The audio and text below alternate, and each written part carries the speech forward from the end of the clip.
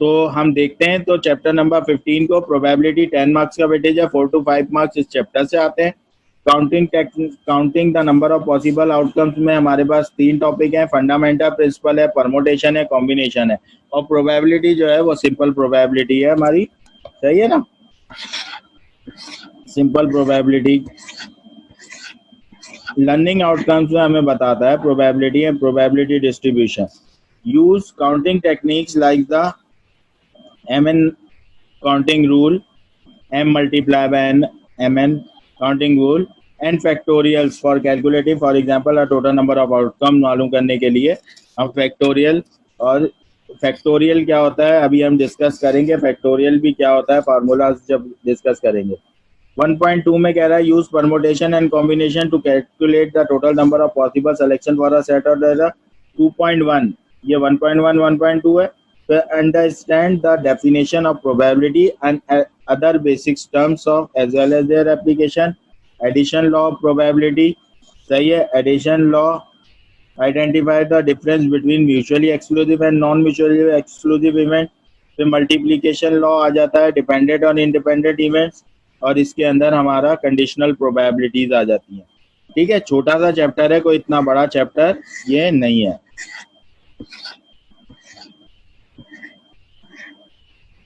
सबसे पहले हम देख लेते हैं इसके अंदर जो हमारा ओवरव्यू है, सेक्शन ओवरव्यू पहले वाले का, the counting the number of possible outcomes में सबसे पहला जो है वो MN रूल है। MN रूल मतलब M multiply by N rule, ठीक है ना। MN रूल को अगर हम देखते हुए जाते हैं तो MN रूल में क्या है, when there are M ways of doing something and N ways of doing another, these are the independent of each other and they are M multiplied by N ways of doing both। ठीक है, MN rule. अब इसके अंदर पहली example के अंदर कह रहा है a lady has 10 pair of shoes, तो N1 हो गया, जिस तरीके से मैं करूंगा उस तरीके से देख लें, N1 हो गया 10 pair of shoes and 12 dresses, N2 12 dresses हो गया। तो पॉसिबल आउटकम्स कितने हैं इसके पॉसिबल आउटकम्स हैं N1 multiply by N2, 120 ways इसके आंसर है। टोटल पॉसिबल आउटकम्स कितने, 120 वेज। ठीक है, इसी तरह दूसरी सेकंड में कह रहा है, सेकंड एग्जांपल में, the car manufacturer sells a model of car with the following option. Body style कितनी है, देखें बॉडी स्टाइल 3 है, सिडान, हैचबैक, सॉफ्ट टॉप। तो ये मेरा N1 हो गया। कलर्स ऑफ चॉइस 15 है, 15 तरह के कलर हैं। Internal trim 3 colours of leather and 6 colours of fabric, तो टोटल कितने हो गए, 3 + 6 एंड 3 9 हो गया। और इंजन साइज 1.8 2.2 2.5 टर्बो, सही है। तो 3 तरह के इंजन साइज हैं, सही है। तो कार मैन्युफैक्चरर ऑफरिंग टू सब, तो इसकी नंबर ऑफ पॉसिबल आउटकम्स कितने बनेंगे वो मैं अपने तरीके से निकालता हूं। तो मैं N1 multiply by N2 multiply by N3 multiply by N4, सही है ना। तो इधर मैं इसको मल्टीप्लाई करा देता हूँ, 3 multiply by 15 multiply by 9 multiply by 3।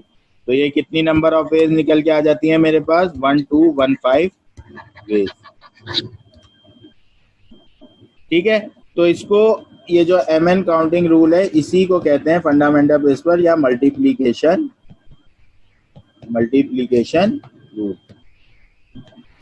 ठीक है, इसके अंदर मैं N1 N2 N3 करके आपको करने के लिए कहूंगा।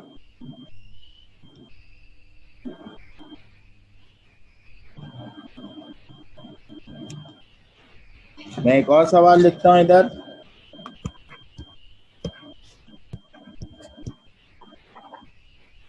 A man has 5 suits, 3 ties, 2 pairs of shoes,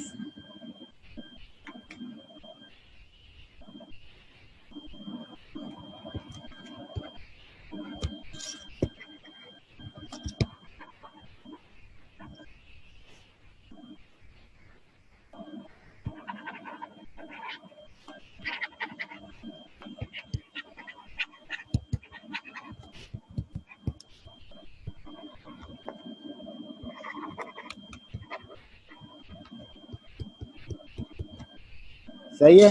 तो ये हमारे पास सवाल है, ये हमारे पास सवाल है। सवाल के अंदर ये हमें क्या कह रहा है,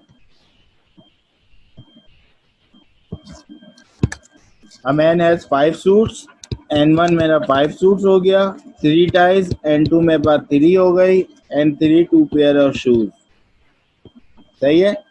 नाउ मैं इसका आंसर कैसे निकालूंगा, N1 multiply by N2 multiply by N3। तो ये मेरा मल्टीप्लीकेशन रूल कहलाता है, 5 मल्टीप्लाई बाय 3 मल्टीप्लाई बाय 2। ये आ गया। टोटल नंबर ऑफ आउटकम कितने रस्ते हैं कि वो इन सबको पहने 30 वेज है। क्लियर है ये सवाल।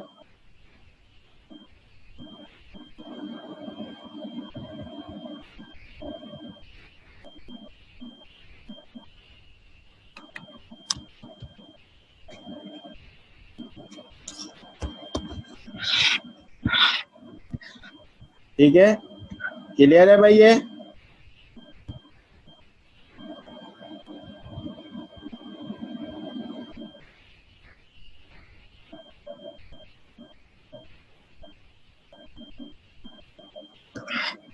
मैं इसके कुछ और एग्जांपल्स भी आपको कराना चाहूंगा और मल्टीप्लिकेशन रूल में, ठीक है ना।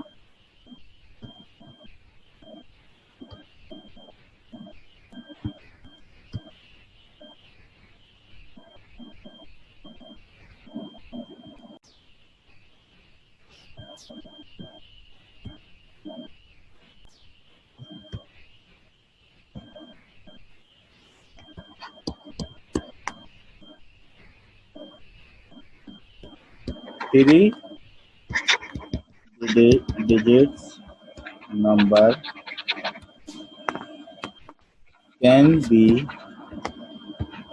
formed from the digits 2, 3, 4, 5, 7.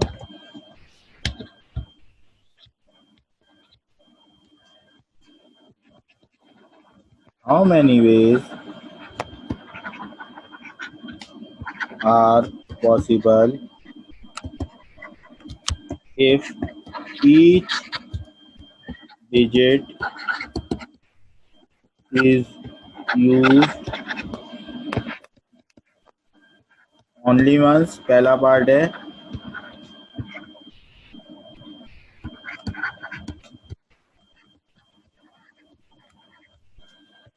Second है each digit is used repeated।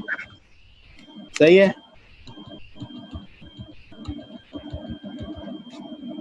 तो 3 digits number can be formed from the digits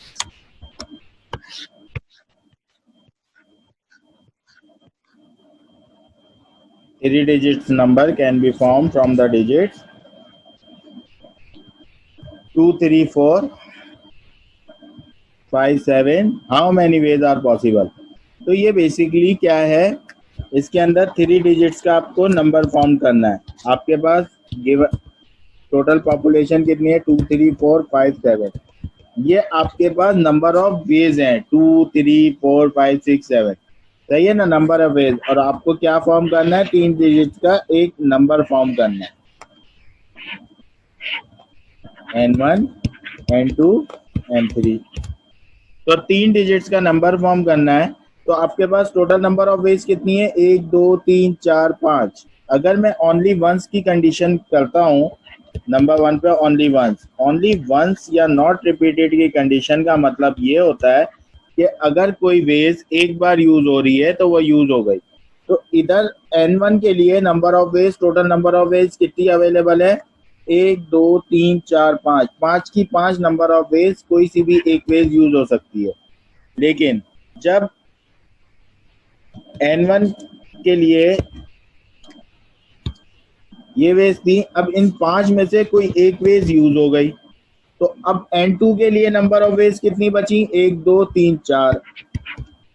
ठीक है। अब उसमें से कोई एक वेज यूज हो गई, कोई सी भी एक वेज यूज हो गई।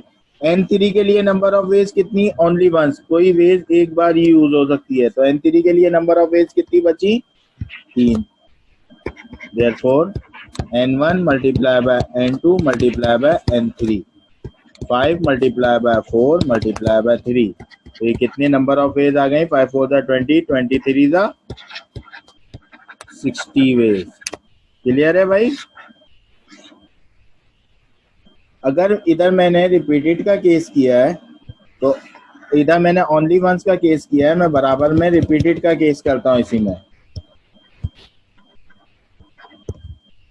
सही है? रिपीटेड के केस में क्या होगा?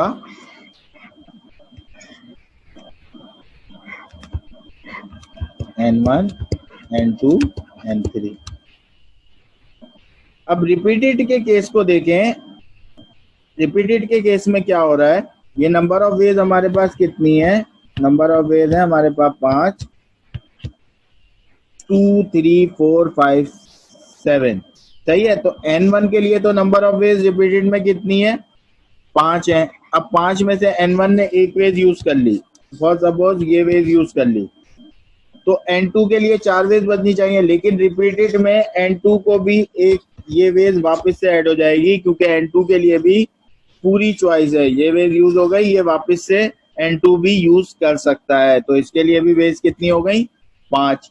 फिर N2 ने फॉर सपोज एक और वेज यूज कर ली, तो ये वाली वेज वापस से N3 के लिए भी अवेलेबल होगी, तो N3 के लिए अवेलेबिलिटी क्या हो जाएगी? तो रिपीटेड के केस में N1 multiply by N2 multiply by N3 is equal to 5 multiply by 5 multiply by 5। ये हो जाएगा क्या? 5 5 25, 25 5 125 ways, total number of outcome.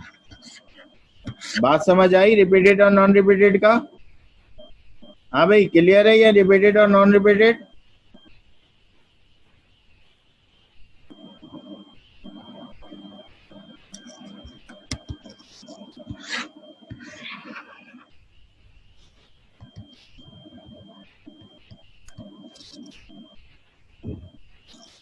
अच्छा, 3 digits number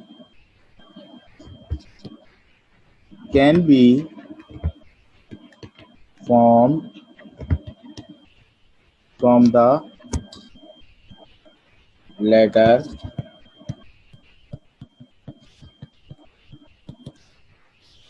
if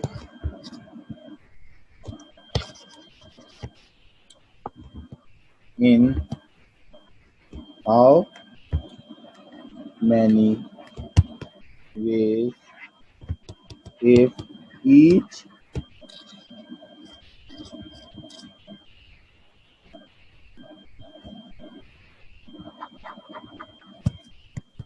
is used only once,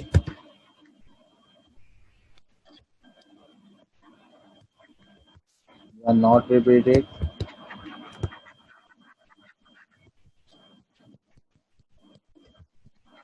repeated। ठीक है? इस सवाल में क्या होगा भाई हमारे पास? अब हमारे पास नंबर ऑफ वेज पहले नंबर में दी हुई थी, हमारे पास लेटर में दी हुई है, तो नंबर ऑफ वेज लेटर में हो या डिजिट में हो, ये नंबर ऑफ वेज है हमारे पास। जब मैं ओनली वंस की कंडीशन करता हूँ, नंबर वन ओनली वंस, जब मैं ओनली वंस की कंडीशन करता हूँ, तो ओनली वंस के लिए मेरे पास जो है 3 डिजिट्स का नंबर बनाना है, N1 N2 N3।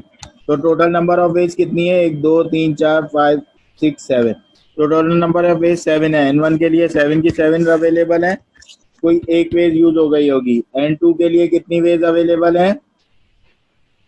6। और N3 के लिए जब एक और कोई वेज यूज हो गई, तो N3 के लिए कितनी नंबर ऑफ वेज यूज है? 5। N1 multiply by N2 multiply by N3, 7 multiply bye 6 multiply by 5, 7 6 42, 42 multiply by 5 कितना हो गया? 1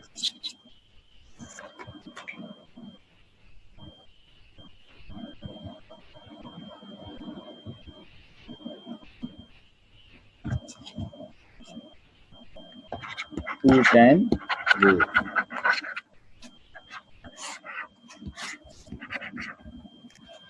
अगर मैं इसके अंदर रिपीटेड का केस देखूं,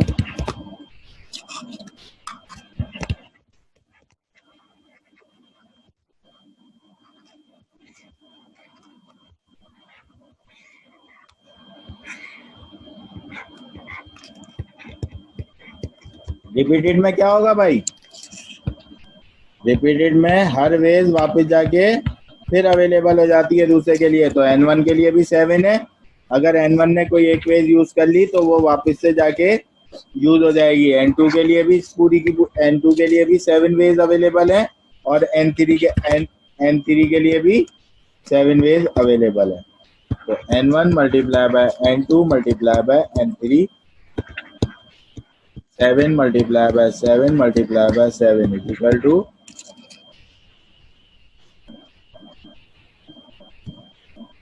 343 वेज। क्लियर है भाई? ये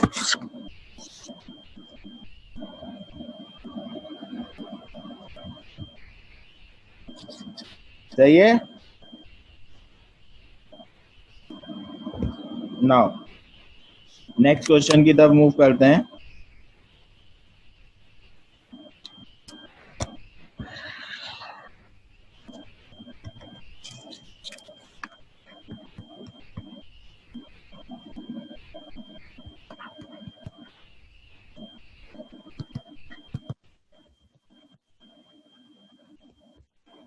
Four digits number can be formed from the digits 0, 1, 2, 1, 2, 3, 0, 5, 7. In how many ways if each digits is used? इसमें भी दोनों कंडीशन कर लेते हैं अभी। नंबर 1 ओनली वंस या नॉट रिपीटेड, नंबर 2 रिपीटेड। ठीक है, तो इसके सोल्यूशन की तरफ अगर मैं जाता हूं तो मुझे क्या दिए हुई? Number of ways 1, 2, 3, 0, 5, 7।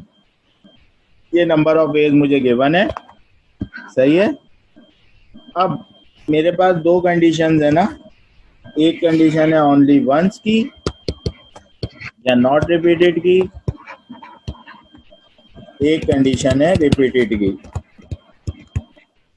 रूल कहता है कि N1 zero ways is not applicable for N1, क्योंकि हमें जब 4 डिजिट्स का नंबर बनाना है तो जीरो वेज N1, अगर N1 पे मैं 0 रखता हूँ, 0 1 2 3, 0 1 2 3 अगर एक नंबर हो 0 1 2 3, तो ये नंबर 3 डिजिट्स का नंबर कहलाएगा। सही है। और अगर 1 2 0 3 तो ये 4 डिजिट्स का है। सही है। 1 0 2 3 ये भी 4 डिजिट्स का है। 1 2 3 0 ये भी 4 डिजिट्स का है। तो N1 is not, zero ways is not applicable for N1। ये रूल कहता है। रूल क्या कहता है? Zero ways is not applicable for N1। तो N1 के लिए जीरो वेज अनकाउंटेबल होगी। सही है भाई, ये रूल है कि N1 के लिए जीरो वेज अनकाउंटेबल होगी। तो जब मैं 4 डिजिट्स का नंबर फॉर्म करता हूँ, ये चीज ध्यान में रखिएगा, जब वेज में 0 आ जाए तो N1 पे 0 अनकाउंटेबल वेज होगी। 0 कहीं भी मौजूद हो। सही है, बस 0 वेज अनकाउंटेबल है फॉर N1। तो इधर number of ways, total number of ways कितनी है? 6, उसमें से एक 0 है। तो N1 के लिए अवेलेबिलिटी कितनी है वेज की? 1 2 3 4 5। क्योंकि 5 की क्यों है? क्योंकि zero ways is not applicable for N1। अब इन जीरो वेज N1 के लिए तो काउंटेबल नहीं थी, तो N1 के लिए कितनी नंबर ऑफ वेज अवेलेबल थी? 5। अब N2 के लिए कोई एक वेज यूज हो गई N1 में, फॉर सपोज ये यूज हो गई। अब N2 के लिए 0 एप्लीकेबल है। N2 के लिए नंबर ऑफ वेज कितनी अवेलेबल है? 1 2 3 4 5। N2 के लिए 5 अवेलेबल है। सही है भाई। अब कोई एक वेज यूज हो गई N3 के लिए 4, और फिर कोई एक वेज यूज हो गई N4 के लिए 3। समझ गए? सिर्फ N1 पे 0 काउंटेबल नहीं है, सिर्फ N1 पे। तो 5 5 द 25, 25 4 द 100, 100 3 द 300 वेज। सही है। तो रिपीटेड के केस में क्या होगा? रिपीटेड के केस में भी N1 के लिए अनकाउंटेबल होगी, बाकी सबके लिए काउंटेबल होगी। तो अगर रिपीटेड का केस मैं देखता हूं, तो रिपीटेड के केस में क्या हो जाता है भाई मेरे पास? N1, N2, N3, N4।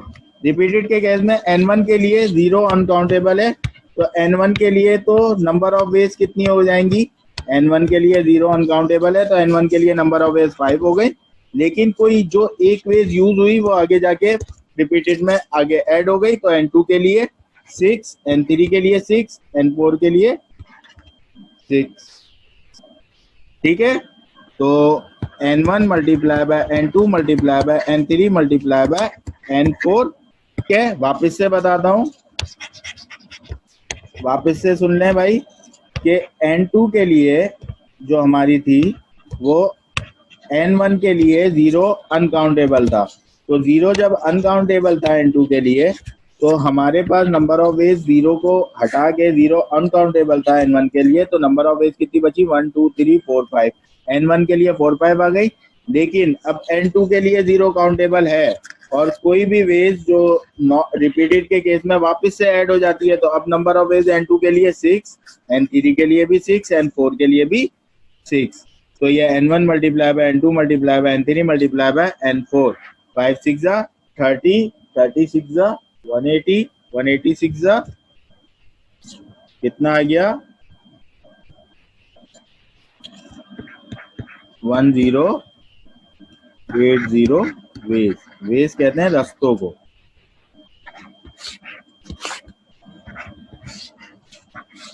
Clear है ये सवाल? हाँ भाई, क्लियर है। जब 0 वेज आ जाती हैं, तो फिर आपने N1 के लिए 0 वेज पे रूल होता है कि N1 के लिए 0 अनकाउंटेबल होता है। बाकी वैसे ही रूल चलता है, बस N1 पे 0 काउंटेबल नहीं होता। क्लियर है ये?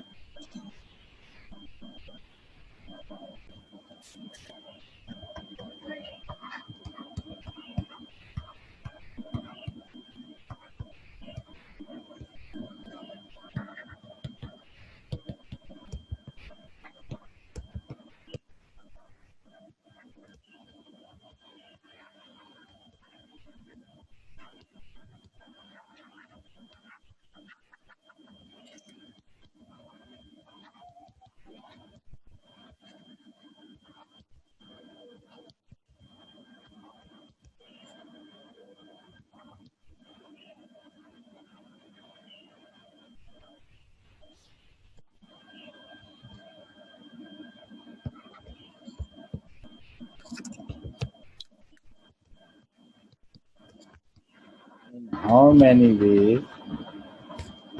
In how many ways are possible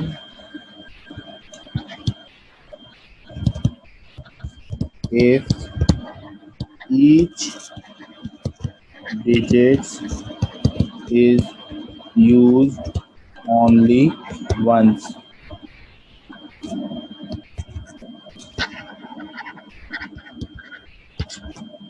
If 3 digits odd number can be formed from the digits हमें दिए हुए 6 7 1 5 2, और in how many ways are possible if each digit is used only once? हमें कितने डिजिट्स का number बनाना है भाई? हमें कितने डिजिट्स का नंबर बनाना है? 3 डिजिट्स का, N1 N2 N3, 3 डिजिट्स का नंबर बनाना है। सही है। If each digit is used only once, ठीक है, अब हमारा रफ वर्क का काम देखिए भाई, इसके अंदर ऑड नंबर चाहिए।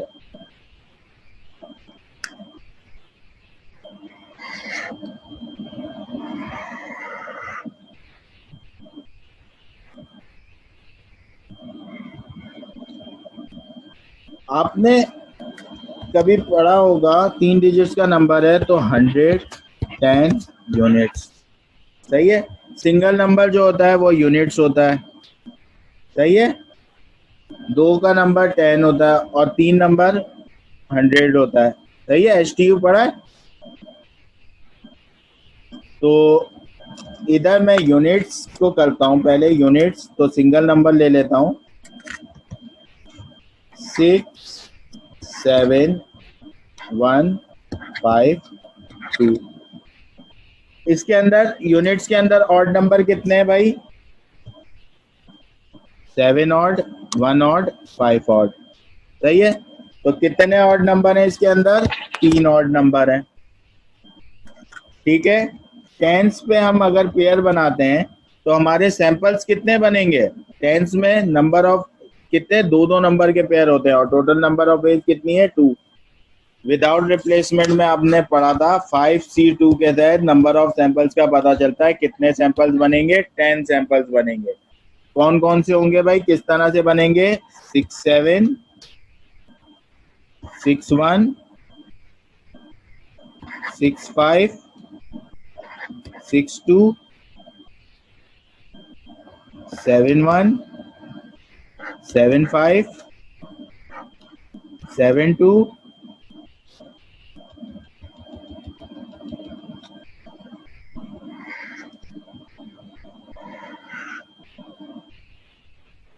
1 5 1 2 5 2 1 2 3 4 5 6 7 8 9 10 10 सैंपल्स बने, ठीक है। तो 10 सैंपल्स के अंदर हमारे ऑड नंबर वाले देखें, आखिरी नंबर को देखते हैं। ये ऑड है, ये ऑड है, ये ऑड है, ये ऑड है, ये ऑड है, ये ऑड है, ठीक है। तो आखिर में देखते हैं 1 3 5 7 में से कोई आ रहा होता है तो वो ऑड होता है। तो कितने ऑड नंबर हैं भाई यहाँ 10 के? 1 2 3 4 5 6, सही है। अब 100 के नंबर बना लेते हैं हम लोग। 100 के सैंपल्स कितने बनेंगे ये भी हमने पढ़ा, 5C3। कैलकुलेटर में करके देख सकते हैं। 5C3 के भी कितने सैंपल्स बनेंगे?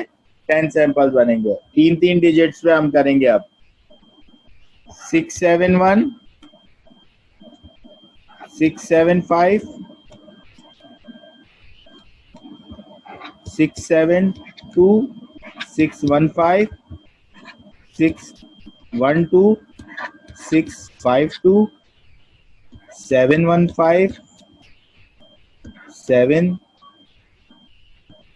1 2 7 5 2 1 5 2 1 2 3 4 5 6 7 8 9 10 10 सैंपल बन गए। इसके अंदर ऑड नंबर एक, ये पहला, दूसरा, ये वाला, ठीक है। तो इसके अंदर नंबर ऑफ सैंपल्स कितने आए? 4, सही है। Now n1 multiply by n2 multiply by n3, 4 multiply by 6 multiply by 3, 4 6 जा 24, 24 मल्टीप्लाई बाय 3 72, 72 वेज आंसर आ गया। क्लियर है भाई ये क्वेश्चन?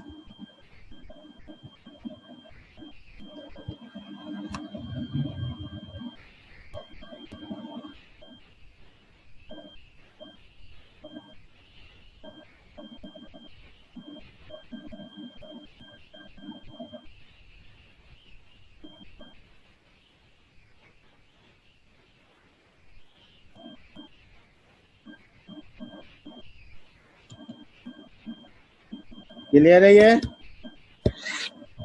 नेक्स्ट एग्जांपल की तरफ मूव करते हैं, बल्कि एक सवाल आप करके दिखाएं।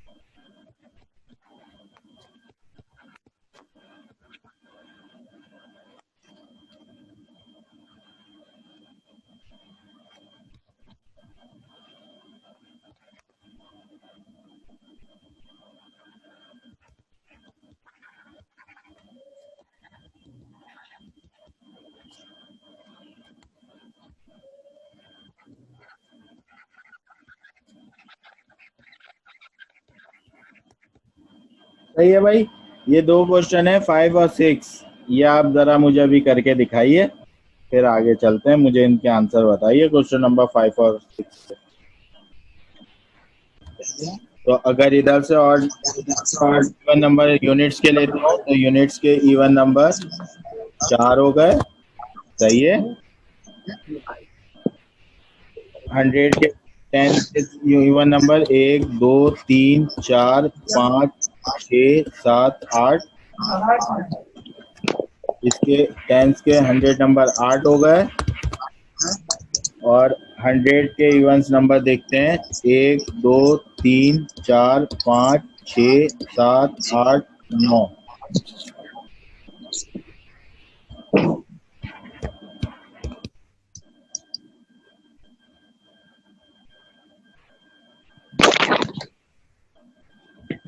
फिर ये अपना स्पीकर बंद करते हैं भाई।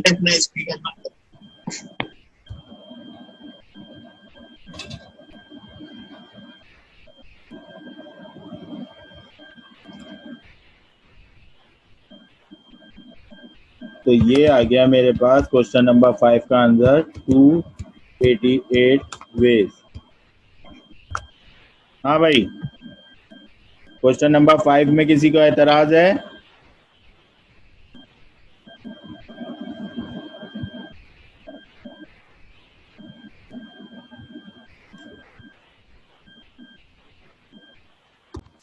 Two digits odd number can be form from the digits. तो 2 डिजिट्स का नंबर हो गया यूनिट और 10। 2 डिजिट्स का नंबर फॉर्म करना है तो दो नंबर n1 और n2। तो n1 और n2 मतलब h तो होगा नहीं, 2 डिजिट्स का नंबर 10 और यूनिट। सही है। तो यूनिट में आ गए 1 2 4 5।